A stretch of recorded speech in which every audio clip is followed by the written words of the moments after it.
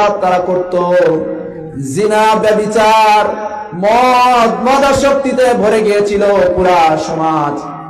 কেমন যেন এমন রোগ বাসা বেঁধেছিল যে রোগ দূর করা কঠিন ব্যাপার হয়ে পড়েছিল। এমন সময় নবীজি সাল্লাল্লাহু আলাইহি সাল্লামকে কোরআন নাযিল করে পাঠিয়ে দিলেন। এই কোরআন যখন নাযিল হলো, কোরআন নাযিল হওয়ার পর রাসূল সাল্লাল্লাহু আলাইহি সাল্লাম মানুষের কাছে গিয়ে গিয়ে কোরআনের আয়াতগুলো শোনালেন। তবে যখন কোরআনের আয়াতগুলো শোনায়, মানুষগুলো কোরআনের আয়াত শোনার আগ পর্যন্ত মুহাম্মদ সাল্লাল্লাহু আলাইহি সাল্লামকে বলেছিলেন আল আমিন, বলেছিলেন এই মুহাম্মাদের মতো এমন ভদ্র সভ্য সন্তান আর দুনিয়ার বুকে অন্য কেউ হতে পারে না।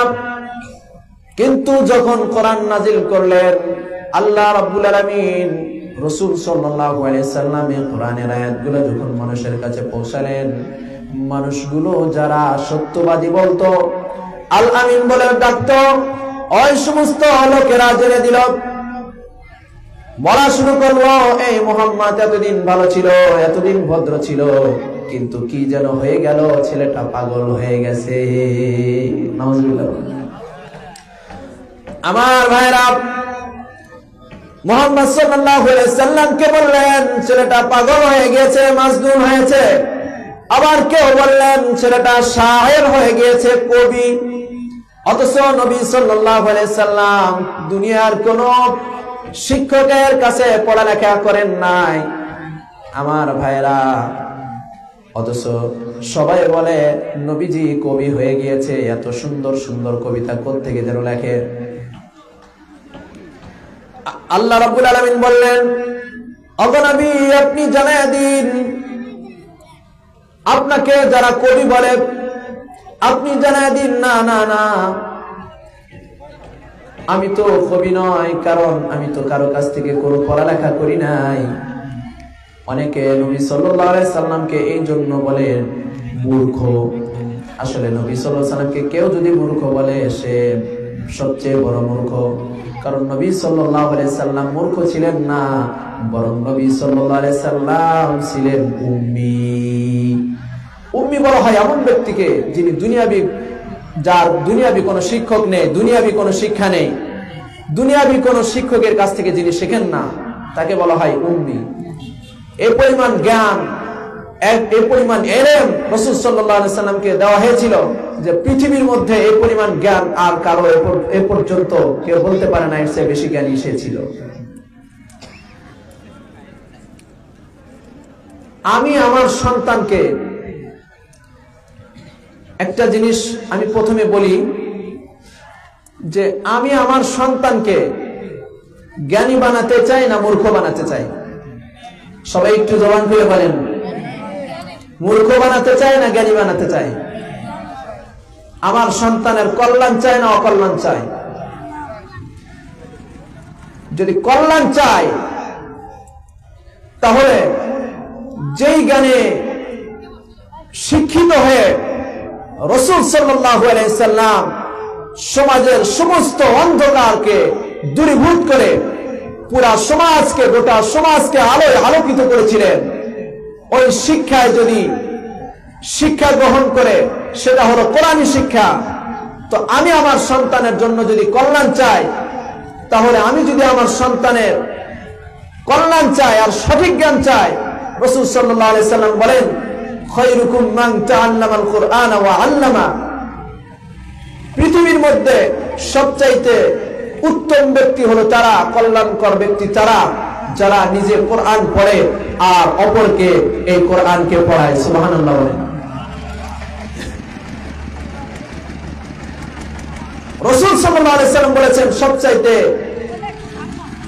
উত্তম আর কল্যাণ ব্যক্তি হলো যে কোরআন পড়ে এবং অপরকে পড়ায়। এটা রাসূল সাল্লাল্লাহু আলাইহি সাল্লামের কথা। আর রাসূল সাল্লাল্লাহু আলাইহি সাল্লাম যে কথা বলেন, এটা কেউ মিথ্যা প্রমাণিত করতে কোনোদিনও পারেও নাই, কিয়ামত পর্যন্ত পারবেও না। পারবে তারা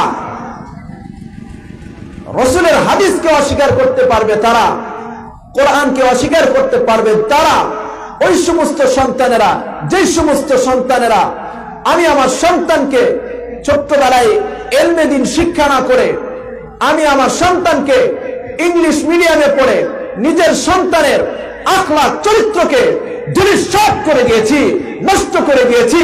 চরিত্র ইংলিশ মিডিয়াম আর ওই ইংলিশ ম্যাডাম ইংলিশ যে পড়ালেখা করায় যারা ইংরেজিয়ান, যারা আমেরিকা, ওই সমস্ত নাস্তিকদের নাস্তিকবাদ শিখে নিজের সন্তানকে এত মূর্খ আর এত গাধা বানিয়েছি যে যারা এই রাসূল সাল্লাল্লাহু আলাইহি ওয়াসাল্লাম যে জ্ঞান শিখে পৃথিবীর মধ্যে শ্রেষ্ঠ জ্ঞানী হয়েছেন, ওই জ্ঞানকে তারা বলে এই সমস্ত জ্ঞান সঠিক জ্ঞান নয়, বরং এই সমস্ত জ্ঞান হলো নির্বোধেরা জ্ঞান। যারা বোকা, যারা অসহায়, যারা গরিব, যারা সমাজের মধ্যে অবহেলিত, তারাই শেখে। আর বলে এই সমস্ত লোকেরাই কোরআন শিখে, দ্বীন শিখে, এরা হয় সমাজের বোঝা, এরা হয় সমাজের মধ্যে জঙ্গি।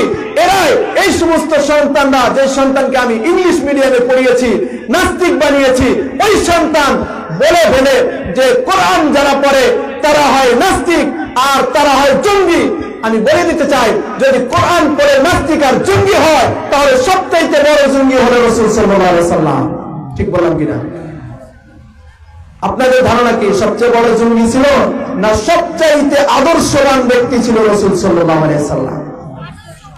জোরে বলেন, আদর্শবান নাকি জঙ্গি? তাহলে রাসূল সাল্লাল্লাহু আলাইহি ওয়াসাল্লাম যে শিক্ষা গ্রহণ করে পৃথিবীর মধ্যে শ্রেষ্ঠ হলেন, ওই জ্ঞান যারা শিক্ষা করে তারাও রাসূল বলেন খায়রুকুম মান তাআল্লামাল কুরআনা ওয়া আল্লামা, যে যারা কোরআন শিক্ষা করবে এবং অপরকে শিক্ষা দেবে তারা হবে শ্রেষ্ঠ, তারা হবে পৃথিবীর মধ্যে সবচেয়ে দামি মানুষ।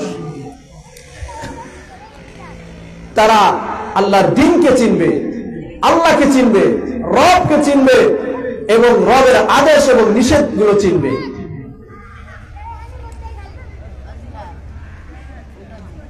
মুসলমান ভাইরা আমার, বলতেছিলাম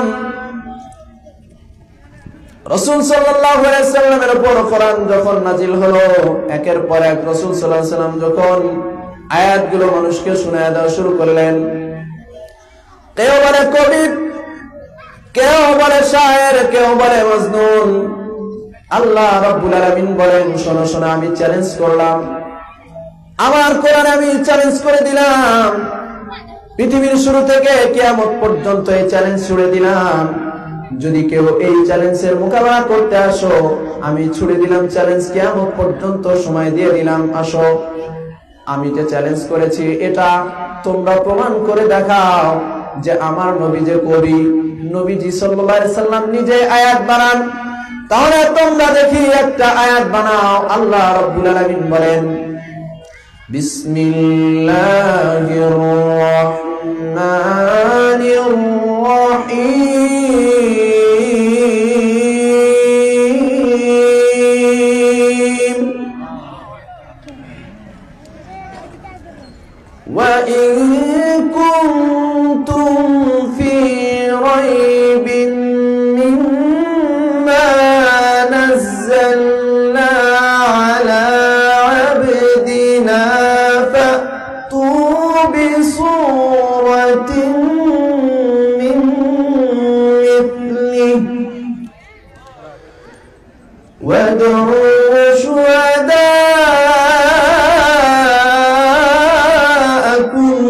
মিন দুনিল্লাহি ইন কুনতুম সাদিকিন।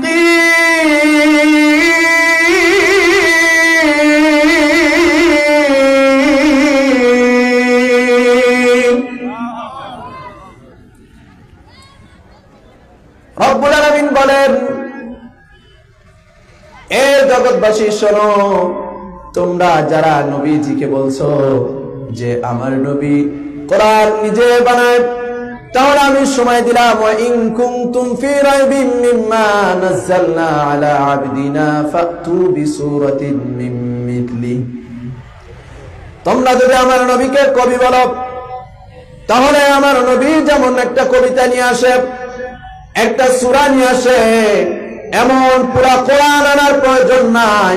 শুধুমাত্র কেবলমাত্র একটা আয়াত, তোমরা একটা সূরা, ছোট্ট থেকে ছোট্ট সূরা, তোমরা নিয়ে এসে দেখাও।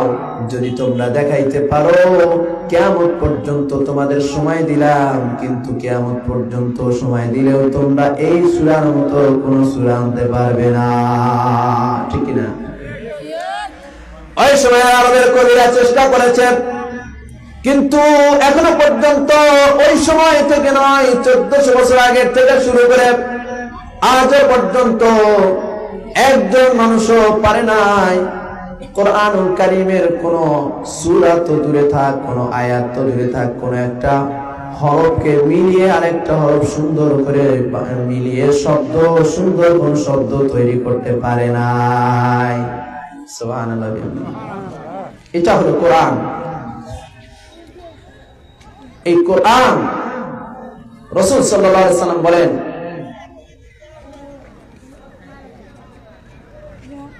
প্রত্যেকটা ব্যক্তির উপর রাসূল সাল্লাল্লাহু আলাইহি সাল্লাম বলেন যে তলাবুল ইলমি ফারিযাতুন আলা কুল্লি মুসলিম, প্রত্যেকটা ব্যক্তির উপর কোরআনুল কারীম শিক্ষা করা এটা হলো ফরজ। একদিকে রাসূল বলেন ফরজ, আর একদিকে বলেন যে রাসূল আল্লাহ তাআলা দুনিয়ার মধ্যে সমস্ত মানুষ তৈরি করেছেন, তবে সবার ব্যাপারে কল্যাণ কামনা করেন নাই। কারণ আল্লাহ তাআলা জানিয়ে দিয়েছেন যে এই মানুষকে আমি জান্নাতেও দেব, আবার জাহান্নামেও দেব। জাহান্নাম বড় ভয়ানক জায়গা, বড় মারাত্মক জায়গা, এমন জায়গা যে জায়গা জাহান্নাম এত মারাত্মক হবে যে মানুষগুলোকে ওখানে এই পরিমাণ কষ্ট দেওয়া হবে যে কষ্টের কোনো শেষ নেই, এমন জায়গা। এই জায়গা যাওয়ার আগে আল্লাহ তাআলা দুনিয়াতে পাঠায় মানুষকে জানায় দিছে যে তোমাকে যে পাঠালাম, তুমি আবার যে চলে আসবা, তুমি দুনিয়াতে থাকতে পারবা না। তো আসবা কোথায়? তোমার জন্য দুইটা জায়গা আছে, একটা জান্নাত আর একটা জাহান্নাম। কোনটা নিবা তুমি? যদি তুমি জান্নাত চাও তাহলে আমার দেয়া পথ ওই অনুযায়ী চলো, আর যদি তুমি জাহান্নামে যেতে চাও তাহলে আমার বিরোধিতা করে আমার বিপরীত পথে চলো। আল্লাহ তাআলা বলেন, কুল্লু নাফসিন দাইকাতুল মাউত, কুল্লু নাফসিন দাইকাতুল মাউত। রব্বুল আলামিন বলেন, এই পৃথিবীর মধ্যে তোমরা যারা আছো, প্রত্যেকটা প্রাণীর মৃত্যুর স্বাদ গ্রহণ করতে হবে। কবি বলেন, কুল্লু মাউত কবরু বাইতিন কুল্লু নাসিন দাখিলু, মাউত কাসিন কবর মাউত কাসিন কুল্লু নাফসিন শারিবু, কবরু বাইতিন কুল্লু নাসিন দাখিলু। রব্বুল আলামিন জানায় দিলেন, প্রত্যেকটা মানুষ যাকে আল্লাহ একবার তৈরি করেছেন, বাঁচার কোন কায়দা নাই। কিয়ামত পর্যন্ত কেউ যদি কোনোভাবে চেষ্টা করে, না না না, কিয়ামত পর্যন্ত চেষ্টা করলেও কোনো মানুষ, যতক্ষণ পর্যন্ত তার হায়াত দেওয়া আছে, কোনো মানুষ চেষ্টা করলেও সেখান থেকে বাঁচার কোনো কায়দা নাই। যখন তার হায়াত শেষ হবে তখন তার মৃত্যুবরণ করতে হবে, আর যখন মৃত্যুবরণ করবে তখন তার জায়গা হবে হয়তো জান্নাত অথবা জাহান্নাম। জান্নাতে যদি যাও বড় আরামের জায়গা, আর যদি জাহান্নামে যাও বড় কষ্টের জায়গা। এমন কষ্টের জায়গা যেই জায়গা থেকে বাঁচার বা সহযোগিতার কোনো সুযোগ নাই। আর যদি তুমি জান্নাতে যেতে পারো, জান্নাতে যাইতে পারলে তোমার চিরদিনের জন্য সুখ আর শান্তির জায়গা হবে। আর এমন জায়গায় যেতে চাইলে আল্লাহ তাআলা বলেছেন, তোমরা আমার কোরআনকে ধরো। আমি কিতাব দিয়ে দিলাম, আমার গাইড দিয়ে দিলাম। রাসূল বলেন, আমি দুইটা জিনিস রেখে যাচ্ছি আমি চলে যাওয়ার সময়। একটা হলো কিতাবুল্লাহ আর সুন্নাতার রাসূলিল্লাহ। দুইটা জিনিস, একটা কিতাবুল্লাহ, যে ব্যক্তি এই দুইটা জিনিসকে আঁকড়ে ধরবে সে কখনো পথভ্রষ্ট হবে না। আমার ভাইরা, এই দুইটার মধ্যে একটা হলো কিতাবুল্লাহ। আল্লাহ তাআলা বলেন যারা এই কিতাবকে গাইডলাইন হিসাবে জীবনে মেনে নেবে তাদের জীবনটা সহজ হবে, চলার পথটা সহজ হবে। আর যারা এই কোরআনকে ছেড়ে দিবে তাদের জীবনটা বড় কষ্টের হবে। আমার সন্তানকে যদি আমি কোরআন শিক্ষা দিই, দুনিয়াবি শিক্ষা দেওয়ার পাশাপাশি আমাকে অবশ্যই কোরআনের শিক্ষা দিতে হবে। কেন এই জন্য কোরআনের শিক্ষা দিতে হবে, আমি যখন মারা যাব দুনিয়ার অর্থ করি আমি কতদিন বাঁচবো এটার কোনো শিওর নাই, এই অর্থ করি তেমন কোনো কাজে আসবে না।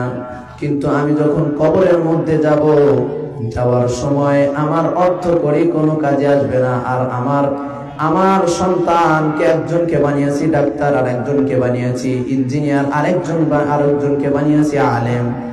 ডাক্তার কোনো কাজ করতে পারবে না, ইঞ্জিনিয়ার কোনো কাজ করতে পারবে না, আলেম যখন মারা যাব সেখান থেকে শুরু হবে। শুধু সেখান থেকে নয়, দুনিয়ার বুকে আমি যতদিন বেঁচে থাকবো, দুনিয়ার বুকে আমার সন্তান, বাংলাদেশের একটা সুন্দর রিপোর্ট হয়েছে যে কোন আলেমের মা কোন বৃদ্ধাশ্রমে নেই, অথচ হাজার হাজার ইংলিশ মিডিয়ামে পড়ানো ছাত্রর মা বাবাকে ঘর ছেড়ে রেখে ওই বৃদ্ধাশ্রমে রেখে দিয়ে এসেছে। আমার সন্তানকে যদি আমি আলেম বানাই, আমার সন্তান দুনিয়াতে আমাকে ওই বৃদ্ধাশ্রমে রেখে আসবে না, আমার সন্তান আমাকে লাথি মারবে না, আমার সন্তান আমাকে কষ্ট দিবে না, কারণ সে কোরআনুল কারীম পড়েছে। কোরআনুল কারীম এর ভিতরে তখন এমন এমন কথা বলে, মনে হয় ছোট বাচ্চা, এমন এমন কিছু চায়। তো তখন মা বাবার উপর বিরক্ত হয়ে মুফাসসিরগণ লেখেন যে কেউ যদি বলে মা বাবার উপর বিরক্ত হয়ে উফ, তো উফ শব্দ বলার সঙ্গে সঙ্গে তার খসিরত দুনিয়া ওয়াল আখিরা, দুনিয়াও শেষ আখিরাতও শেষ। মাকে বাবাকে কষ্ট দিয়ে তার দুনিয়াও শেষ আখিরাতও শেষ। এই জন্য কোন সন্তান কোরআনুল কারীমের আলেম হয়েছে, হাফেজ হয়েছে, কোন সন্তান দুনিয়াতে কোন মাকে কষ্ট দেয় না, কোনদিনও কষ্ট দিতে চায় না, দিবে না। আর আজকে সমাজে দেখা যায়, অভিযোগ আসে যে আমার সন্তান আমাকে ভাত দেয় না, আমার সন্তান আমাকে ঘরে রাখতে চায় না, আমার সন্তান আমার কথা শোনে না। এর মেন কারণ হলো আমি আমার সন্তানকে কোরআন শিক্ষা দেই না, কোরআনের জ্ঞানটা আমি শিখাই নাই। এই কারণে আমার এই পরিস্থিতি। যদি কোরআনের জ্ঞান শিক্ষা দিতাম, আমার সন্তান পশ্চিমকালেও আমার সন্তান আমার উপর কোনো খারাপ কোনো আচরণ করতো না, ধমক দিয়ে কথা বলতো না, আমার সন্তান আমাকে ঘর থেকে বের করে দিত না, আমার সন্তান আমাকে কখনো ওই শেষ বয়সে বৃদ্ধাশ্রমে রেখে আসতো না। আমার সন্তান আমাকে এখন এমন শোনা যায় সন্তান হয়ে বাবাকে জবেহ করে ফেলে, সন্তান হয়ে মাকে জবেহ করে ফেলে, ওই সন্তানগুলোর মাকে জবেহ করে, ওই সন্তানগুলোর মাকে ঘর থেকে বের করে দেয়, ওই সন্তানগুলোর মাকে গালি দেয়। যে সন্তানগুলোর ভিতরে কোরআনের জ্ঞান নেই, যে সন্তানগুলো কোরআন শিখে নাই, যে সন্তানগুলো আল্লাহর সাথে সম্পর্ক রাখে না, ওই সন্তানগুলো মা বাবার বিরুদ্ধে আচরণ করে। ঠিক বললাম কি? আমার ভাইরা, এই জন্য আমি আমার সন্তানকে যদি সফল বানাতে চাই, প্রত্যেকটা পিতামাতাই চায় আমি আমার সন্তানকে সফল বানাতে, আমি আমার সন্তানকে সফল বানাবো, কিন্তু আমার সন্তান কোন পথে চললে সফল হবে এটা আমি জানি না। এটা জানানোর জন্য রাসূল সাল্লাল্লাহু আলাইহি সাল্লাম বলেন, খায়রুকুম মান তাআল্লামাল কুরআন ওয়া আল্লামা। যে ব্যক্তি কোরআন শিক্ষা করলো, কোরআনের জ্ঞান নিজে অর্জন করলো, ওই লোকটা, আর যে ব্যক্তি কোরআন অপরকে শিক্ষা দিল, ওই ব্যক্তি হলো দুনিয়ার মধ্যে সবচাইতে উত্তম ব্যক্তি, শ্রেষ্ঠ ব্যক্তি। তাহলে আমার রাসূল বলে দিয়েছেন শ্রেষ্ঠ ব্যক্তি হলো যে কোরআন পড়ে সে। আর আমার রাস্তা আমি খুঁজে পেয়ে গেলাম, কোরআন যে পড়ে তার রাস্তা হয়ে যায় এমন সহজ জান্নাতের রাস্তা, যে যারা কোরআনকে মহব্বত করে, অসংখ্য অগণিত ঘটনা রয়েছে এরকম যে কোরআনকে মহব্বত করার কারণে তাদের জান্নাতের রাস্তা সহজ হয়ে গিয়েছে। সুবহানাল্লাহ বিহামদিহি। আমার ভাইরা, ছোট্ট একটা উদাহরণ দিই। হযরত আব্দুল্লাহ ইবনে মুবারক রাহমাতুল্লাহ আলাইহি ছিলেন যুগশ্রেষ্ঠ বুজুর্গ। আব্দুল্লাহ ইবনে মুবারক রাহমাতুল্লাহি আলাইহির জামানার ভিতরে, ওই জামানায় আব্দুল্লাহ ইবনে মুবারক রাহমাতুল্লাহি আলাইহি শ্রেষ্ঠ ছিলেন, বুজুর্গ ছিলেন, তাকওয়াবান ছিলেন, আল্লাহওয়ালা ছিলেন। হঠাৎ আব্দুল্লাহ ইবনে মুবারক রাহমাতুল্লাহি আলাইহি যখন দুনিয়া থেকে বিদায় নিলেন, তার সময় ওই সময় আরেকজন বুজুর্গ ছিলেন। তিনিও ছিলেন এমন বুজুর্গ যার কাশফ খোলা ছিল, সে কাশফের মাধ্যমে জানতে পারতো অনেক কিছু। আমার ভাইরা, ওই আব্দুল্লাহ ইবনে মুবারক রাহমাতুল্লাহি আলাইহি জামানার ভিতরে আরেকজন বুজুর্গ যিনি ছিলেন, আব্দুল্লাহ ইবনে মুবারক রাহমাতুল্লাহি আলাইহি যখন দুনিয়া থেকে বিদায় নিয়ে চলে গেলেন, চলে যাওয়ার পরে ওই জামানার বুজুর্গ যিনি ছিলেন সাথে, ওই বুজুর্গ স্বপ্ন যোগে দেখলেন আব্দুল্লাহ ইবনে মুবারক রাহমাতুল্লাহি আলাইহি জান্নাতের ভিতরে করে। বললেন, আব্দুল্লাহ ইবনে মুবারক, ও ভাই, আপনি কোন আমল করেছেন যে আমলের কারণে আপনাকে আজকে জান্নাতের ভিতরে ঘোরাফেরা দেখা যায়? বুজুর্গকে আব্দুল্লাহ ইবনে মুবারক রাহমাতুল্লাহি আলাইহি জবাব দিলেন, ও আল্লাহর ওলি, শোনো, আজকে তুমি আমার কবরের ভিতরে জান্নাতের অবস্থা দেখে তুমি বুঝে ফেলছো আমি জান্নাতে। কিন্তু আরেকটা ঘটনা শোনো, আজীব ঘটনা, যে ঘটনা শুনলে তুমি আশ্চর্যান্বিত হয়ে যাবে। আমার বাড়ির পাশে যেই লোকটা কামার ছিল, কোন লেখাপড়া শেখে নাই, সারাদিন দা বটি আর সারাদিন লোহার কাজ করত, ওই লোকটার ঘটনা একটু শোনো। আমার ভাইরা, ঘটনাটি খুব মনোযোগ দিয়ে শোনেন। ও বন্ধু, কোরআনের মহব্বতের কারণে দেখেন আল্লাহ রাব্বুল আলামিন কোন লোকটারে কোথায় পৌঁছায় দেয়। আমার ভাইরা, কোরআনের মহব্বত এমন মহব্বত, এই কোরআন এমন কোরআন, যে কোরআনের ব্যাপারে পৃথিবীর কোন লেখক তার কিতাব লেখার পরে বলে না যে আমার কিতাবের মধ্যে কোন প্রকারের কোন ভুল নাই, তবে একমাত্র আল্লাহ রাব্বুল আলামিন কিতাবুল্লাহ জমিনের মধ্যে নাযিল করার পর আল্লাহ ঘোষণা করে দিলেন, ওগো নবীজি, আমি এমন একটা কিতাব আপনার উপর নাযিল করে দিলাম। ও নবীজি, এই কিতাবের মধ্যে কোন প্রকারের কোন ভুল নাই, এই কিতাবের মধ্যে চাও সামান্য পরিমাণ কোন ভুল তো নেই, বরং এই চিন্তাও করার কোন সুযোগ নাই, অবকাশ নাই যে কোরআনে কারিমের মধ্যে ভুল আছে।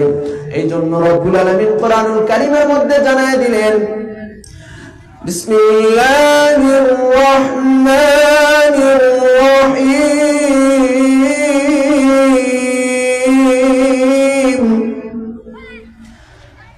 আলিফ লাম মিম,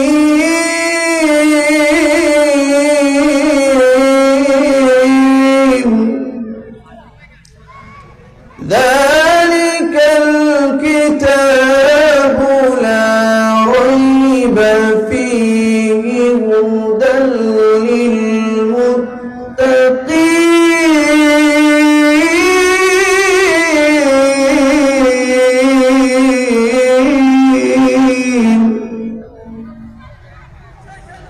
রব্বুল আলামিন জানায় দিলেন, ওগো নবীজি, আপনি জানায় দেন, যালিকাল কিতাব, এটা এমন একটা কিতাব, যে কিতাব আমি নাযিল করে জানায় দিলাম, এই কিতাবের মধ্যে লা রাইবা ফীহি, এই কিতাবের মধ্যে কোনো প্রকারের কোনো ভুল নেই। লা রাইবা আই লা শাক্কা, তাফসীরের কিতাবের মধ্যে লেখেন লা শাক্কা, কোনো প্রকারের কোনো সন্দেহ নেই, ভুল তো নয়, বরং সন্দেহ করারও কোনো অবকাশ নাই। আল্লাহ রাব্বুল আলামিন এমন কিতাব নাযিল করে দিলেন। এরপরে এমন ঘোষণা দিয়ে আরেক জায়গায় বললেন, শোনো শোনো, এই কোরআন তো আমি নাযিল করলাম, এই কোরআনের যারা ধারক বাহক হবে, এই কোরআন ওয়ালাদেরকে আমি শুধু দুনিয়াতে ইজ্জত দিব, সম্মান দিব, তাই নয় আমার ভাইরা, কিয়ামতের ময়দানে যখন মানুষগুলো হাসরের মাঠ কায়েম হবে, সমস্ত মানুষ ওই ময়দানের মধ্যে উপস্থিত হবে। উপর থেকে সূর্য তাপ দিবে, এমন ভাবে তাপ দিবে যে মাথার মগজগুলো টকবক করতে থাকবে। আমার ভাইরা, পর্দার আড়ালের মা বোনেরা, হাসরের মাঠে শুধু একজন আর দুইজন না, তাম পৃথিবীর সমস্ত মানুষকে আল্লাহ রাব্বুল আলামিন হাসরের মাঠে একত্র করবেন। করার পর হাসরের মাঠে মানুষের একের পর এক বিচার শুরু হবে। বিচার শুরু হওয়ার পর ওই মুহূর্তে মানুষ কাউকে আল্লাহ রাব্বুল আলামিন সম্মানিত করবেন, আর কাউকে লাঞ্ছিত করবেন, অপদস্থ করবেন। এমন একটা মুহূর্তে, এমন জায়গার মধ্যে আল্লাহ রাব্বুল আলামিন বলেন, ও দুনিয়ার বান্দা বান্দিরা শোনো, যারা দুনিয়াতে আমার দেয়া কিতাব কোরআনকে সন্তানদেরকে হাফেজ বানাবা, আলেম বানাবা, কিয়ামতের ময়দানে যখন মানুষ, সমস্ত মানুষ পাগলের মতো ঘুরতে থাকবে, বড় অসহায় হয়ে ঘুরতে থাকবে, এমন মুহূর্তে আমি মানুষদেরকে ডেকে এনে ওই সমস্ত লোকদেরকে ফেরেশতাদের বলবো, খুঁজে খুঁজে বের করো ওই সমস্ত লোকদেরকে, যে সমস্ত লোকেরা সন্তানদেরকে দুনিয়ার বুকে আলেম অথবা কোরআনের হাফেজ বানিয়েছে। নিয়ে আসো, নিয়ে আসো ওই সমস্ত সন্তানের মা বাবাকে, যে সন্তানের মা দুনিয়ার বুকে সন্তানকে কোরআনের হাফেজ বানিয়েছে, যে সমস্ত সন্তানের মা তার সন্তানকে আলেম বানিয়েছে। নিয়ে আসো ওই সমস্ত সন্তানদেরকে। আনার পরে ওই সমস্ত সন্তানের মা বাবাকে বলবেন, আপনার সন্তানকে দুনিয়ার বুকে কোরআনের হাফেজ বানাইছিলেন, আজকে রব্বুল আলামিন আপনাকে বড় পুরস্কৃত করবেন। কি পুরস্কার দিবেন? আল্লাহ রব্বুল আলামিন এমন একটা মুকুট পরায় দিবেন, সম্মানের মুকুট। যেই সময় মানুষ অস্থির আর পাগল, অস্থির আর পেরেশান থাকবে, ওই মুহূর্তে আল্লাহ রব্বুল আলামিন দুনিয়ার সমস্ত মানুষের সামনে সম্মানের মুকুট পরায় দিবেন। সম্মানের মুকুট পরা সমস্ত মানুষের সামনে সম্মান দিয়ে দিবেন। আর মানুষ আফসোস আর মাথায় হাত দিয়ে আফসোস করতে থাকবে, হায় দুনিয়ার বুকে আমি আমার সন্তানকে কেন হাফেজ বানাইলাম না, আমার সন্তানকে ডাক্তার বানাইলাম, ইঞ্জিনিয়ার বানাইলাম, সব বানাইলাম, কিন্তু আমি আমার সন্তানকে আলেম কেন বানাইলাম না, হাফেজ কেন বানাইলাম না। দুনিয়ার বুকে তো আব্দুর রহমানকে দেখেছি, বড় কষ্ট করে সন্তানকে মানুষ করেছে, খাবার খেতে পারে নাই, ভালো খাবার খায় নাই, ভালো পোশাক পরিধান করে নাই, সন্তানকে মাদ্রাসায় পড়াইতো, নিজে শরীরের কাপড়টা পর্যন্ত ভালো কাপড় পরে নাই, নিজে সেরা কাপড় পরেছে রে বাবা, নিজে ভালো খাবার খায় নাই, এক তো খায় নাই, দুই তো খাবার খায় নাই, বড় কষ্ট করে সন্তানটারে মাদ্রাসায় পড়াইছে। বাবার শরীরের দিকে তাকাইলে বাবার শরীরের কাপড়গুলো ছেঁড়া, সমাজের মধ্যে দুর্বল হয়ে চলতো, কিন্তু সন্তানটারে আলেম বানাইছে, হাফেজ বানাইছে।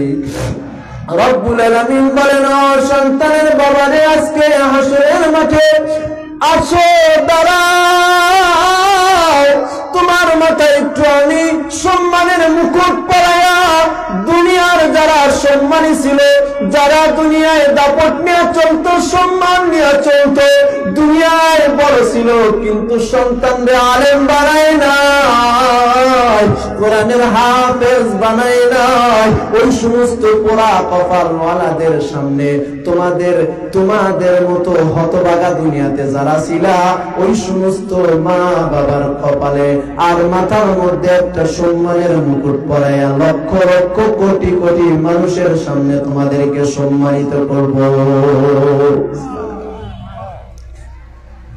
শুধুমাত্র এতটুকুনি নয়, রব্বুল আলামিন হাশরের মাঠে জিজ্ঞেস করবেন, এই যে হাফেজে কোরআন, এর কোন ব্যক্তি, এমন কোন আত্মীয়, নিকট আত্মীয় কোন লোক আছে কিনা যারা জাহান্নামে যায়? ফেরেশতাদেরকে হাফেজ জিজ্ঞেস করবে, আল্লাহ ফেরেশতাকে জিজ্ঞেস করবে, ও ফেরেশতা, আমার বংশে আমার দাদা, আমার দাদি, আমার নানা, আমার নানি, আমার বংশের মধ্যে 10 জন মানুষ এমন আছে যাদের নাম জাহান্নামের খাতায় উঠে গেছে, জাহান্নামের দিকে শিকল দিয়ে টেনে টেনে নিয়ে যাচ্ছে। এমন সময় বলবে, না না না, আমার দাদা, আমার নানা, তারা তো দুনিয়ার বুকে আমাকে বড় কষ্ট করে হাফেজ বানাইছে, আজকে আমি কোরআনের হাফেজ হয়ে বলি, দুনিয়াতে আমাকে বড় কষ্ট করে মায়া করে কোরআনের হাফেজ বানাইছে, ও আল্লাহ, তুমি যদি আমার কোরআনের সম্মান দাও, আমি বলে যাই, আল্লাহ, এই সমস্ত 10 জন জাহান্নামীদেরকে যতক্ষণ পর্যন্ত জাহান্নাম থেকে মুক্তি না দিয়ে জান্নাত না দিবা, ততক্ষণ পর্যন্ত আমি কোরআনের হাফেজ জান্নাতে প্রবেশ করব না। আল্লাহ বলবেন, ও বান্দা, দুনিয়াতে বড় কষ্ট করে হাফেজ হয়েছো, আমি তোমার কোরআনের হাফেজ বানাইছি, তোমার মধ্যে কোরআন দিয়েছি, আজকে তুমি 10 জনের কথা বলেছো, আমি 10 জনকে জাহান্নামের খাতা থেকে নাম কাটাইয়া জান্নাতের ব্যবস্থা করে দিলাম। এই হলো কোরআনের হাফেজের কিয়ামতের মাঠে ময়দানে সম্মান হবে। দুনিয়ার বুকের সম্মানই বড় না আখিরাতের বুকের সম্মান বড়? দুনিয়ার বুকের সম্মান কতটুকু আপনারা তো জানেনই।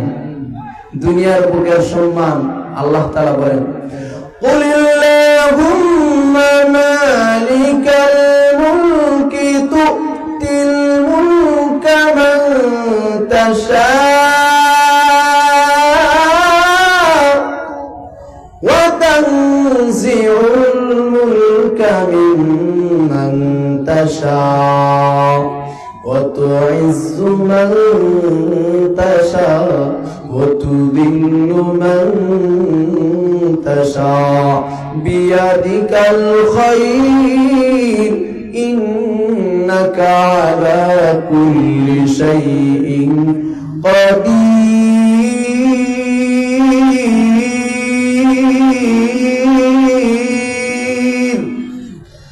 রব্বুল আলামিন বলেন, কুল্লাহুম্মা মালিকাল মুলকি, ওগো নবীজি, আপনি দুনিয়ার মানুষদেরকে বলে দেন, এই যে সার্বভৌম, এই ভূমির অধিকার পুরা পৃথিবীর, একমাত্র পুরা পৃথিবীর মালিক হলাম আমি রব্বুল আলামিন।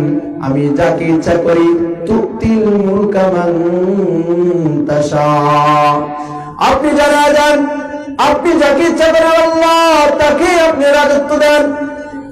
এরপরে আল্লাহ তাআলা বলেন যে, ও নবী, আপনি এটাও জানিয়ে দেন, ওয়া তানজিউল মুলকা মিম্মান তাশা,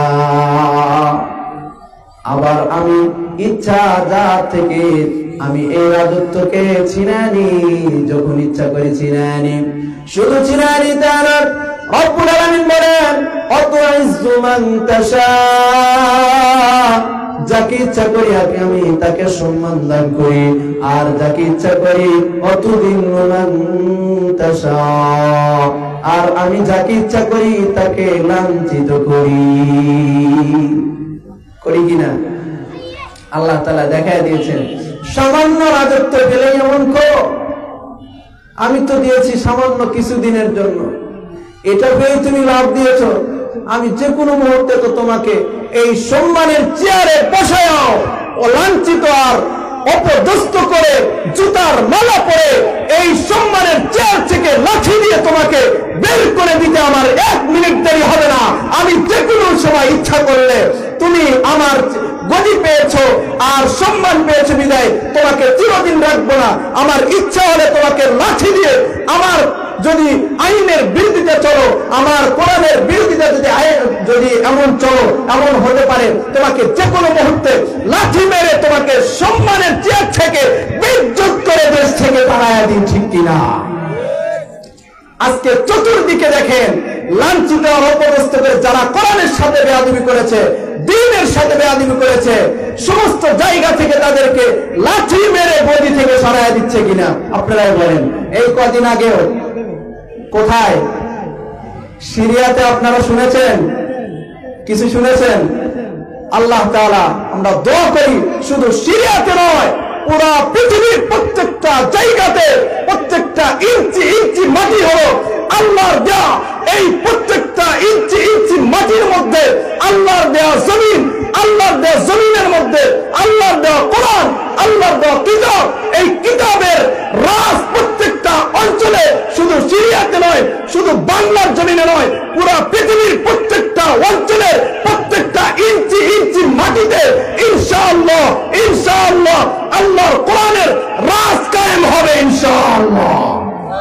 নারায়ে তাকবীর। ইসলামের শত্রুরা, ইসলামের দুশমনেরা, নারায়ে তাকবীর। আমার ভাইরা, রব্বুল আলামিন যাকে ইচ্ছা করেন তাকে সম্মান দেন। তাহলে সম্মান কাকে দেন? রব্বুল আলামিন যেহেতু সম্মান দেন, এখন আমরা জানতে পারি রব্বুল আলামিন কাকে সম্মান দেন আর কাকে লাঞ্ছিত করেন। রাসূল সাল্লাল্লাহু আলাইহি সাল্লাম বলেন, বুখারী ও মুসলিমের হাদিস, রাসূল সাল্লাল্লাহু আলাইহি সাল্লাম বলেন, মান ইউরিদিল্লাহু বিহি খায়রান ইউফাক্কিহু ফিদ্দীন। রাসূল সাল্লাল্লাহু আলাইহি সাল্লাম বলেন, আল্লাহ রাব্বুল আলামিন যার ব্যাপারে কল্যাণ চান, যার ব্যাপারে সম্মান চান, তাকে রব্বুল আলামিন খায়রান ইউফাক্কিহু ফিদ্দীন, তাকে যার ব্যাপারে কল্যাণ চান, ইউফাক্কিহু ফিদ্দীন, তাকে দ্বীনের গভীর জ্ঞান দান করেন, অর্থাৎ কোরআনের জ্ঞান দান করেন। সুবহানাল্লাহ বলেন। তাহলে বোঝা গেল যাকে আল্লাহ তাআলা পছন্দ করেন, কল্যাণ চান দুনিয়া এবং আখিরাতের উভয় জগতের, তাকেই আল্লাহ তাআলা কোরআনের প্রতি মহব্বত দেন আর ভালোবাসা তার অন্তরে ঢেলে দেন, তাকে আলেম বানায় দেন, তাকে আলেম বানায় দুনিয়া থেকে বিদায় করেন। এর দ্বারা বোঝা গেল যদি সম্মানিত হতে চায়, যদি সম্মানী পেতে চায়, তাহলে আমাদের পথ কোনটা? কোরআনের পথ। পথ কোনটা? জোরে বলেন, কোন পথ? আপনারা কি ঘুমাই গেলেন নাকি? এখনই ঘুমাই গেলে হবে? আমাদের প্রধান বক্তা শব্দ আসতেছেন, আপনারা ঘুমাই গেলে হবে? আচ্ছা হাত উঠান তো, কে কে জাহান্নামে যাবেন? আলহামদুলিল্লাহ, আপনারা ঠিক আছেন, বোঝা গেল। সবাই তো জান্নাতে যাবেন নাকি? রাজি আছি না? আমার ভাইরা, ওই যে বলতেছিলাম, আপনারা ভুলে গেছেন কিনা, হযরতে মুবারক আব্দুল্লাহ ইবনে মুবারক রাহমাতুল্লাহ আলাইহির ঘটনা বলতেছিলাম। আব্দুল্লাহ ইবনে মুবারক রাহমাতুল্লাহ আলাইহির ওই জামানাতে আরেকজন বুজুর্গ ছিল, স্বপ্ন যোগে দেখলেন আব্দুল্লাহ ইবনে মুবারক জান্নাতের ভিতরে ঘোরাফেরা করে। আব্দুল্লাহ ইবনে মুবারক রাহমাতুল্লাহ আলাইহিকে জিজ্ঞেস করল, ওগো আল্লাহর নবী, আব্দুল্লাহ ইবনে মুবারক আপনি কোন আমলের কারণে এত বড় সম্মান পেলেন? আব্দুল্লাহ ইবনে মুবারক রাহমাতুল্লাহ আলাইহি বলেন, শোনো শোনো, আমাকে জান্নাতি দেখে তুমি আশ্চর্য হয়ে যাচ্ছ, তবে শোনো, আমার চাইতেও আরেকটা সংবাদ ছিল, আমার চাইতেও আরো অগ্রগামী জান্নাতের ভিতরে ঘোরাফেরা করছে এমন একজন ব্যক্তির নাম শুনবা নাকি? বুজুর্গ বললেন, ঠিক আছে, বলেন কে? বললেন, আমার বাসার সামনে আরেকটা বাসা ছিল, ছোট্ট ঝুপড়ি দিয়ে বাসা, বেশি বড় ঘর নয়, ছোট্ট একটা ঝুপড়ি তুলে থাকতো। আমরা তো সমাজের মধ্যে গরিব অসহায় মানুষ দেখলে তাদেরকে টিটকারি করি, তাদেরকে নাক চিৎকায়। এমনকি আমাদের সমাজ এমন হয়ে গেছে যে আমার বাসায় যদি কোনো দাওয়াত দেই, দাওয়াতের অনুষ্ঠান করি, মেয়ের বিবাহ, ওই গরিব বন্ধু গরিব প্রতিবেশীকে আমি দাওয়াত করি না। কেন দাওয়াত করি না? সে গরিব অসহায়, তার ভালো কোনো পোশাক নাই, ভালো পোশাক পরিধান করে আসতে পারবে না। ও দোস্ত, এই জন্য নিজের প্রেস্টিজ নষ্ট হবে, এই জন্য গরিব বলে তাকে দাওয়াত করি না। ওই দূরের কোন আত্মীয়, আমার কোন নিজের আত্মীয় না, দূরের কোথাও বাড়ি, কিন্তু অর্থ আছে, প্রভাবশালী, ওই দোস্তকে আমি দাওয়াত করি না। না না, আমি আমার প্রতিবেশীকে দাওয়াত করি না, কারণ সে গরিব। ও দোস্ত, তুমি জানো না, তোমার যে গরিব প্রতিবেশী, এমনও তো হতে পারে ওই ধনী দুস্তর চাইতে এই গরিব প্রতিবেশীর সেরা লুঙ্গি পরে, শরীর থেকে ঘামের গন্ধ আসে, কিন্তু এরপরেও আল্লাহর প্রিয় ব্যক্তি হতে পারে, ঠিক না? আব্দুল্লাহ ইবনে, ওই সময় আব্দুল্লাহ ইবনে মুবারক রাহমাতুল্লাহ আলাইহি যখন জিজ্ঞেস করলেন কোন ব্যক্তি এমন সংবাদ দিবেন, দেখি বলেন, দেখি আপনার চাইতে এগিয়ে আছে, বলেন। আব্দুল্লাহ ইবনে মুবারক রাহমাতুল্লাহ আলাইহি বললেন, আমার প্রতিবেশী একজন ছিল, যেই লোকটা গরিব,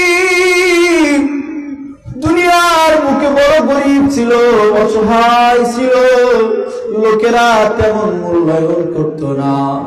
আমার ভাইরা, ওই লোকটার কথা যখন বললেন, লোকটা ছিল পেশায় খামার লোহা পিটাইতো। আমার ভাইরা তখন জিজ্ঞেস করলো, ওই কামার আমার চাইতেও, আমি জান্নাতে যাওয়ার আগে দেখি ওই কামার আমার আগে জান্নাতে চলে গেছে। বুজুর্গ বললেন, বলেন কি তাহলে, ঘটনাটা কি, কারণটা কি? এই বুজুর্গ পেরেশানির মধ্যে পড়ে গেল, অস্থির, কিভাবে এত বড় আমল করলো, কোন আমল করলো? ঘুম থেকে জাগার পর চিন্তা করলো কারণটা কি। এবার চিন্তা করলেন কার কাছে যাওয়া যায়। নিজের পরিবার সবচাইতে, দুনিয়ার মধ্যে সবচাইতে ভালো আর মন্দ নিজের স্ত্রী সবচাইতে ভালো বলতে পারে, ঠিক কিনা? দুনিয়ার সব মানুষ তার আসল খবর জানে না, বাহিরে অনেক বড় বুজুর্গ, কিন্তু ঘরের বিবি ঠিকই জানে। তুমি বড় হুজুর হলেও তুমি কি করো আমি কিন্তু ঠিকই জানি। আর মহিলারা স্বাভাবিকত এরকম হয়, সাবধান, স্বামীর বিরুদ্ধে কোনো আচরণ করেন না, মা জীবনটা ধ্বংস হয়ে যাবে। একটা ঘটনা বলবো, সমাজের যে পরিস্থিতি, মারা কি বলে, বোনেরা কি বলে, নিজের স্বামীর কথা কখনো প্রশংসা এটা শুনতে পারে না। অন্য লোকের প্রশংসা সারাদিন করতে থাকে, কিন্তু স্বামীর প্রশংসা কখনো করতে চায় না। এক বুজুর্গ, উনি বুজুর্গ সবাই জানে, কিন্তু বিবির কাছে উনি বুজুর্গ হতে পারে না। একদিন রাত্রে বলতেছে যে, এই হুজুর, আপনি তো খুব মোল্লাগিরি দেখেন বাহিরে হুজুর, কিন্তু আমি তো আপনার খবর জানি, ঘরের খবর। কি? আপনি তো কত বড় বুজুর্গ আমি চিনি, ওর সে অমুকই তো ভালো বুজুর্গ। আচ্ছা তাই নাকি? হ্যাঁ। কয় আজকে আরেকজন বুজুর্গর খবর আমি আজকে পাইলাম, কিন্তু চেহারাটা ভালো দেখতে পারি না, কিন্তু জুব্বা পরা খুব সুন্দর, রুমাল টুমাল দিয়ে ঢাকা, এরকম এই যে রুমাল টুমাল দিয়ে ঢেকে রাখছে। কয় এই একজন বুজুর্গকে দেখছি। কই দেখলাম? কয় আমি দেখি আমাদের ঘরের উপর দিয়া যায় নামাজ দিছে, উইরা উইরা যাইতেছে। কয় আশ্চর্য, কম বুজুর্গ না দেখা যায়, তুমি তো কঠিন বড় বুজুর্গকে দেখছো। তখন বলতেছে, ও আচ্ছা তাই নাকি? কোন টাইমে? বল অমুক টাইমে। বল হ্যাঁ। আচ্ছা, ওই যে বুজুর্গকে যাইতে দেখছো, ওই বুজুর্গটাকে এরা কি জানো? অনেক বড় হুজুর। যদি সাধারণ হুজুর হতো তাহলে এইভাবে জায়নামাজ বিছায়া উপর দিয়ে উড়ে যেতে পারতো না, এ বিশাল বড় বুজুর্গ। আমার ভাইরা খুব ভালো করে খেয়াল করবেন, যখন এই কথা বলছে তখন ভাই আরে স্বামী বলতেছে, আরে ওই যে উড়ে যেতে দেখেছো না, ওইটা আমিই ছিলাম। যখন বলছে আমিই ছিলাম, বিবি কি বলে জানেননি, স্বামীরে নিচে নামাইতে হবে না। ও আচ্ছা তাই নাকি, এই জন্যই তো তুমি ছিলা। ঠিক আছে এবার বুঝছি, তুমি যে ছিলা এটা ঠিক আছে। কেন? ওরা সময় দেখলাম বাঁকা হয়ে উঠতেছো, সোজা হয়ে উঠতে পারো নাই, ওই বাঁকা হয়ে উঠতেছে এই জন্যই তুমি, আমি বুঝতে পারছি, সোজা ওরার যোগ্যতা তোমার এখনো হয় নাই। এর মানে বোঝা গেল বিবির কাছে যদি আপনি আসমান দিয়ে উড়ে যান, এই কেরামতিও দেখান, এরপরেও বিবি আপনি বুঝুন এটা স্বীকার করতে রাজি না, ঠিক কিনা? হ্যাঁ আমার ভাইরা, ওই যে বুজুর্গের কথা মনে আছে নাকি? বুজুর্গ চিন্তা করলেন যে এই কামার কিভাবে আল্লাহর এত বড় জান্নাত পেয়ে গেল, ঘটনা কি? সবচাইতে কাছের মানুষ বিবি, স্ত্রী ঘরের ভিতরে। বুজুর্গ তার পরিবারের লোককে জানার জন্য যে আসলে তার স্বামী কেমন ছিল, স্ত্রীকে জিজ্ঞেস করার জন্য গিয়ে স্ত্রীকে বলল, আপনার স্বামী তো দুনিয়া থেকে বিদায় নিয়েছে, তাহলে বলুন তো দেখি আপনার স্বামী এত বড়, আমি স্বপ্ন যুগে দেখলাম আপনার স্বামী অনেক বড় জান্নাতের মালিক হয়েছে, এটার কারণ কি? মহিলা বলল, আমার স্বামী দুনিয়াতে তত বড় আলেমও ছিলেন না, তেমন তো কোনো আমল করে নাই। তখন বলে, ঘটনা কি? আব্দুল্লাহ ইবনে মুবারকের চাইতেও অগ্রগামী হয়ে জান্নাতে যায়, তাহলে কোন কারণ, কোন আমল? এবার বিবি বলে, শোনেন তাহলে বলি, আমার মনে সাক্ষী দেয় যে আমার স্বামীর দুইটা বিশেষ গুণ ছিল, হয়তোবা এই দুইটা বিশেষ গুণের কারণে আমার স্বামীকে আল্লাহ রাব্বুল আলামিন জান্নাত দিয়ে দিয়েছেন। সুবহানাল্লাহ। আমার ভাইরা, এক নাম্বার গুণ হলো,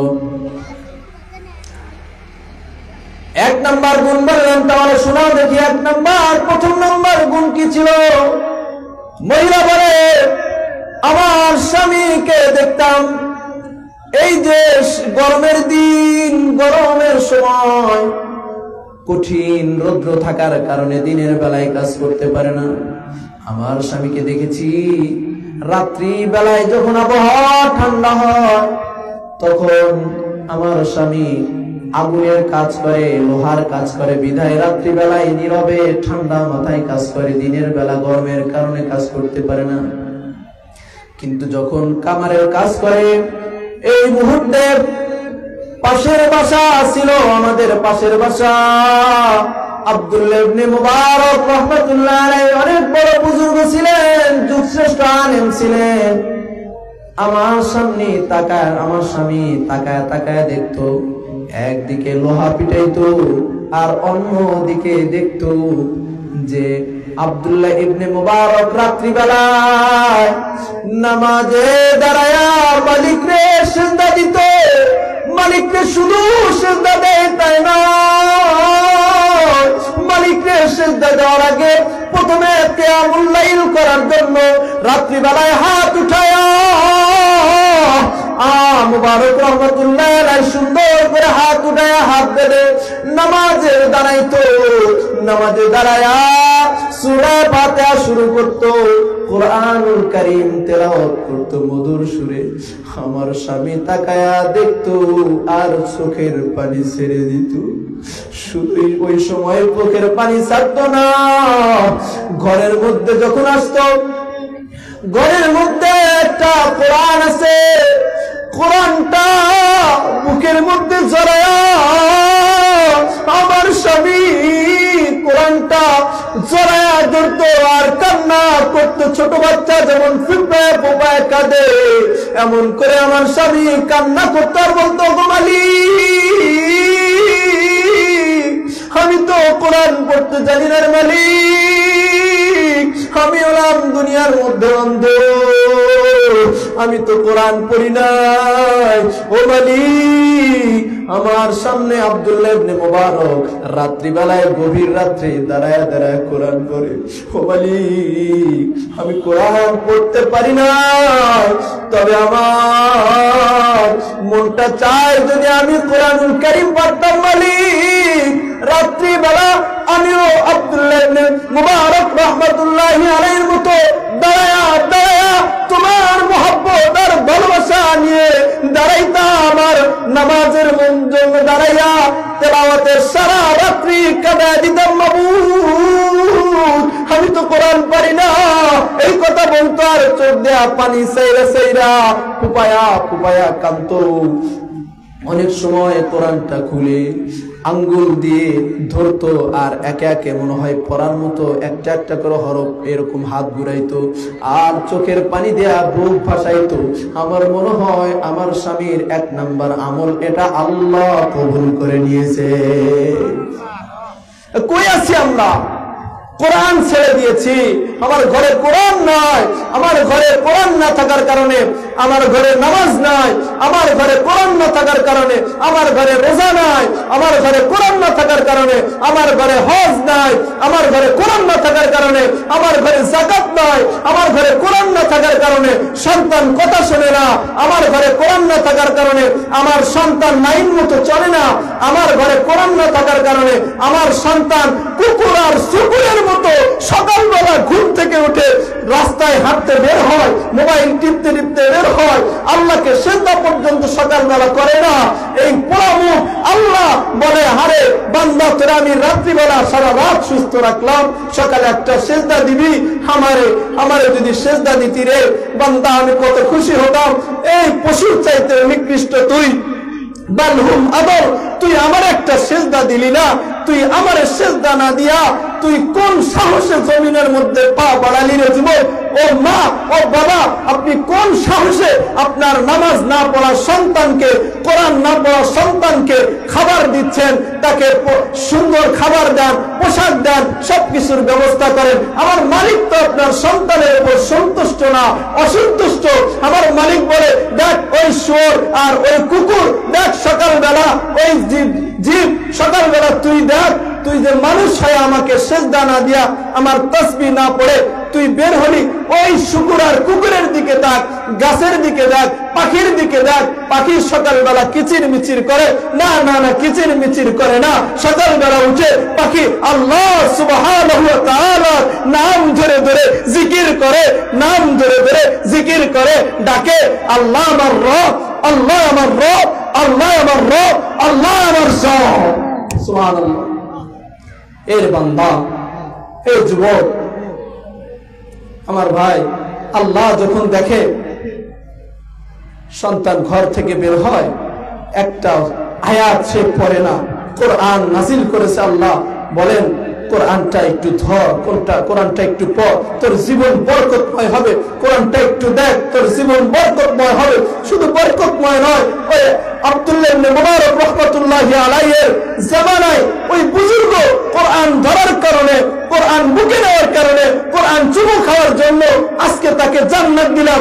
আর এই সন্তান, তুই কেমন শুয়োর আর কুকুর হলি যে তুই চতুষ্পদ জন্তুর চেয়ে নিচু হয়ে গেলি, যে তুই তোর মালিককে না চিনে তুই কুকুর চিনলো, শুকুর চিনলো, গাছের পাখি চিনলো, গাছ পর্যন্ত সবকিছু চিনলো মালিককে। আর তুই সন্তান, এমন সন্তান যে তুই আমি মালিকরে চিনলি না, আমি মালিকরে একটা ডাক দিলি না, আমি মালিকের একবার সুবহানাল্লাহ পড়লি না, একটা আয়াত তুই কোরআন কারীম থেকে খুলে পড়লি না। আরে সন্তান, তোর জন্য তো জাহান্নাম অবধারিত। মা, ও বাবা, আমি এমন সন্তানকে খাবার দিচ্ছি, এমন সন্তানকে আমি সুন্দর পোশাক পরিধান করাচ্ছি, কিয়ামতের দিন, হাসরের দিন আমি আমার সন্তানকে যে কোরআন পড়াই নাই, আমার গলার উপর পা রেখে সন্তান আল্লাহর কাছে বলবে, ওগো মালিক, আমার মা, আমার বাবা আমাকে মূর্খ বানিয়ে রেখেছে, আমাকে মূর্খ আর আপনার থেকে ভুলে দুনিয়াবি বানিয়ে রেখেছে। কতক্ষণ বানিয়ে রেখেছে? হাত্তা যুরতুমুল মাকাবির, ওই পর্যন্ত, মৃত্যু পর্যন্ত আমাকে ওই ইংলিশ মিডিয়াম আর দুনিয়াবি পড়ালেখা করে ইঞ্জিনিয়ার বানিয়েছে। কেমন ইঞ্জিনিয়ার বানিয়েছে, কেমন ডক্টর বানিয়েছে যে মা যখন মারা গিয়েছে আমি নষ্ট স্বর্ণ নিয়ে মাকে শেষ বিদায় জানাবো, আমি মাকে শেষ বিদায় এটা জানাবো কি বলে? আমি মাকে দাঁড়িয়ে আমি একটা দোয়া আমি পড়তে পারি না, মাকে জানাজা করব এটাও করতে পারি নাই। আমার মা আমাকে এত মূর্খ বানিয়ে রেখেছে, আমার বাবা এত মূর্খ বানিয়ে রেখেছে, আমার বাবাকে আমি জানাজা দোয়াটা আমি পড়তে পারি নাই। আমার মাকে কবরস্থ করব, কিভাবে রাখবো এটাও আমি জানি না, কবরে কি দোয়া পড়ে আমি রাখবো এই দোয়াটা পর্যন্ত জানি না। আমার মা আমার বাবা মাকে এত দুঃখ এত কষ্ট দুনিয়াতে দিয়েছে যে দুনিয়ার সব শিখিয়েছে, অর্থাৎ দুনিয়ার সব বিষ বোতলে ভরে ভরে আমাকে খাওয়াইছে, আমাকে পান করিয়েছে, আমার দিন তোমাকে ভুলে রেখেছে, দুনিয়া আর দুনিয়ায় লাগিয়ে রেখেছে। আল্লাহ তোমাকে আমাকে চিনতে দেয় নাই, তো আমাকে তোমাকে যেহেতু চিনতে দেয় নাই, এই মা এই বাবা, আজকে এই মা আর বাবাকে আগে জাহান্নামে দাও, এরপরে আমি সন্তান এই মার গলার উপর পাড়া দিয়ে, মার কাঁধে পাড়া দিয়ে আমি জাহান্নামে যাবো, আমি জাহান্নামে যাবো। ওই দিন বুঝে আসবে ভাই, ওই দিন বুঝে আসবে মা যে আমার সন্তানকে এই সোনামুখী মাদ্রাসায়, নুরানি মাদ্রাসায় আমি আমার সন্তানকে কেন দিলাম না, আমি কেন ইংলিশ মিডিয়ামে পড়ে কেন আমি আমার সন্তানকে জাহান্নামের বিষ খাইয়ে দিয়েছি দুনিয়াতে, আমি দুনিয়াতে কেন হাত্তা জুরতুমুল মাকাবির, মৃত্যু পর্যন্ত কবর পর্যন্ত কেন দুনিয়া দুনিয়া দুনিয়া করে রেখেছি। আল্লাহ বলেন দুনিয়া থাকো, বান্দা যখন আল্লাহকে ভুলে গুনাহ করে, যখন গুনায় লিপ্ত থাকে, আল্লাহ বলেন মা গররাকা বিরব্বিকাল কারীম, এই বান্দা তুই আমারে ভুলে গেলি, মা গররাকা বিরব্বিকাল কারীম, মা গররাকা বিরব্বিকাল কারীম, তুই আমাকে না চিনে গুনাহ করো। কোন জিনিস তোকে বাধা দিল? আমার কোরআন থেকে। কোন জিনিস তোকে বাধা দিল? আমার নামাজ থেকে। কোন জিনিস তোকে 70 বছর পর্যন্ত হায়াত হলো, এখনো বিড়ি ছাড়তে পারলি না, সিগারেট ছাড়তে পারলি না, গিবত ছাড়তে পারলি না, দোকানে বসে বসে 70 বছর হলো তুই চাষটালে বসে বসে এখনো টিভি আর নগ্ন সিনেমা দেখে ছাড়তে পারলি না। এই যুবক, এই ব্যবসায়ী বাজারের মধ্যে বসে বসে সারাদিন চা খাস আর টিভি দেখোস। আল্লাহ বলেন মা গররাকা বিরব্বিকাল কারীম, এই বান্দা তোর কোন জিনিসটা বাধা দেয়? বাধা ওই জিনিসটা দেয় তুই কোরআন পড়স নাই, তুই কোরআন শেখস নাই, কোরআন বুঝস নাই, এই কারণে তোকে এই সব কিছু তোকে ইবাদত থেকে বাধা দেয়। এই জন্য নিজের জীবনটা গড়ার জন্য, নিজের জীবনটা সুন্দর করার জন্য, আমি যদি আমার লাইফটাকে সুন্দর করতে চাই, যদি আল্লাহকে পেতে চাই, তাহলে সব ভুলে সবকিছু লাথি মেরে আমি কোরআনের পাগল নিজে হব, এবং আমি আমার সন্তানকে, আমি আমার প্রতিবেশীকে, আমি আমার নাতি, আমি আমার যারা আত্মীয় স্বজন আছে তাদেরকে আলেম বানাবো। কে কে বানাবো? আল্লাহ আমাদেরকে হাত তুলে দেখান দেখি, আমাদেরকে কে কবুল করেন? আমার সন্তান না থাকলে নাতিকে বানাবো ইনশাআল্লাহ। আল্লাহ আমাদের এই হাতকে কবুল করেন, আল্লাহ আমাদের হাতকে কবুল করেন। আমাদের বংশের মধ্যে একজন না হয় একজন হাফেজ অথবা আলেম বানায় দেন, যাতে কবরটা সুন্দর হয়, নাতিপুতি আমার জানাজা করতে পারে, দোয়া করতে পারে। রব্বির হামহুমা কামা রব্বায়ানি সগীরা, রব্বির হামহুমা কামা রব্বায়ানি সগীরা, রব্বির হামহুমা কামা রব্বায়ানি সগীরা। এই দোয়া পড়তে পারে। আল্লাহ আমাদেরকে কোরআনের জন্য কবুল করেন। কখনো ভুলেও কোরআন নিজে পড়বো, কখনো ভুলেও কোরআনের যারা পড়ে, কোরআন যারা শেখে তাদের সঙ্গে সম্পর্ক রাখবো। নিজে আলেম হতে পারলে তো আলহামদুলিল্লাহ, না হতে পারলে আলেমের ছাত্র হব। রাসূল বলেন হয় ছাত্র হও, না হয় আলেমের সাথে সম্পর্ক রাখো, তবে এর বাহিরে যেও না। যারা এর বাহিরে যায় তাদের কপাল বড় দুর্গতি হয়, বড় আফসোস লাগে। যারা কোরআন পড়ে না, নিজেও পড়ে না, আবার কোরআনের বিরোধিতা করে, সাবধান! কোরআনের বিরোধিতা যারা করবে কিয়ামত পর্যন্ত তাদের জন্য লানত, তারা ধ্বংস হবে। কেন